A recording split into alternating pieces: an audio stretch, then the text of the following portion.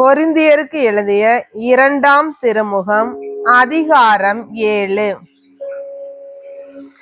அன்பார்ந்தவர்களே, இத்தகைய வாக்குறுதிகளை பெற்றுள்ள நாம் உடலிலும் உள்ளத்திலும் மாசு ஏதுமின்றி நம்மையே தூய்மைப்படுத்துவோம். கடவுளுக்கு அஞ்சி தூய வாழ்வில் நிறைவடைவோம். உங்கள் இதயத்தில் எங்களுக்கோர் இடம் வேண்டும். நாங்கள் யாருக்கும் தீங்கிழைக்கவில்லை, யாரையும் வஞ்சிக்கவில்லை.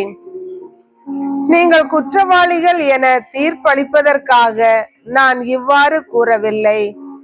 நான் ஏற்கனவே கூறியவாறு நீங்கள் எங்கள் நெஞ்சில் நிலைத்திருக்கிறீர்கள்.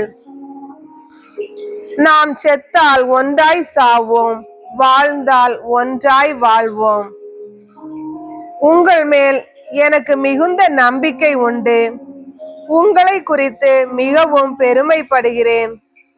எல்லா இன்னல்களுக்கு இடையேயும் என் உள்ளத்தில் ஆறுதல் நிறைந்திருக்கிறது. மகிழ்ச்சி பொங்கி வழிகிறது. மாசிதோனியாவிற்கு வந்து சேர்ந்த போது எங்களிடம் மன அமைதியே இல்லை. வெளியே போராட்டம், உள்ளே அச்சம். இவ்வாறு எல்லா வகையிலும் துன்புற்றோம். தாழ்ந்தோருக்கு ஆறுதல் அளிக்கும் கடவுள் தீத்துவின் வரவால் எங்களுக்கு ஆறுதல் அளித்தார்.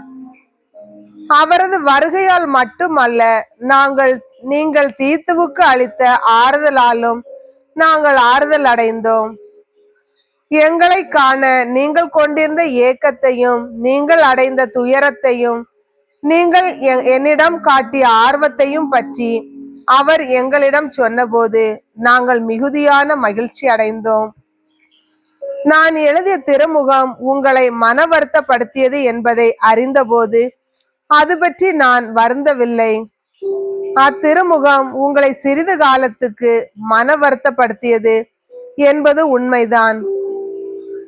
முதலில் அது பற்றி நான் வருத்தப்பட்டாலும் இப்போது எனக்கு மகிழ்ச்சிதான். நீங்கள் மன வருத்தம் அடைந்தீர்கள் என்பதற்காக அல்ல, மாறாக உங்கள் மன வருத்தம் மனமாற செய்தது என்பதற்காகவே மகிழ்ச்சி அடைகிறேன். நீங்கள் கடவுளுக்கு ஏற்புடைய முறையில் அந்த மன வருத்தத்தை தாங்கிக் கொண்டீர்கள். ஆகவே நீங்கள் உங்களுக்கு எந்த இழப்பையும் வருவிக்கவில்லை.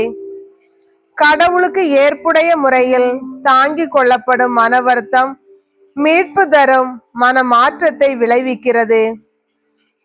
இதில் வருத்தப்படுவதற்கு ஒன்றுமில்லை. ஆனால் உலக போக்கிலான மன வருத்தம் சாவை விளைவிக்கும்.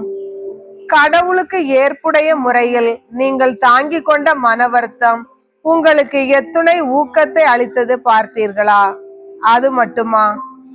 நேர்மையை காட்ட உங்களுக்கு எத்துணை ஆவல், எத்துணை உள்ள கொதிப்பு, என் மீது எத்துணை அச்சம்,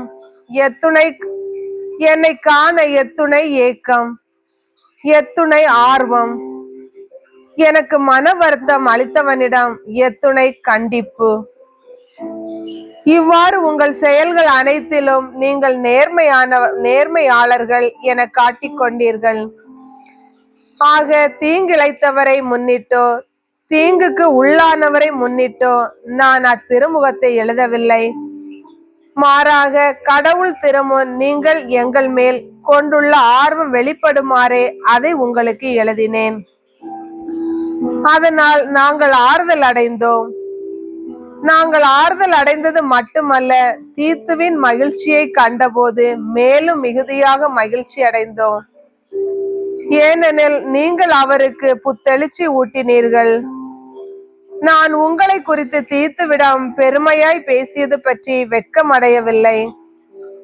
நாங்கள் உங்களிடம் பேசியதெல்லாம் உண்மையாய் இருப்பது போல நாங்கள் தீத்துவிடம் உங்களை குறித்து பெருமையாய் பேசியதும் உண்மையென தெளிவாயிற்று.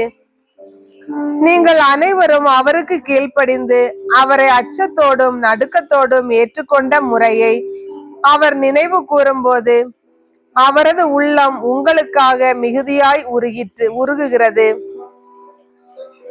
உங்கள் மேல் எனக்கு நம்பிக்கை உண்டு. அதனால் நான் பெரும் மகிழ்ச்சி அடைகிறேன்.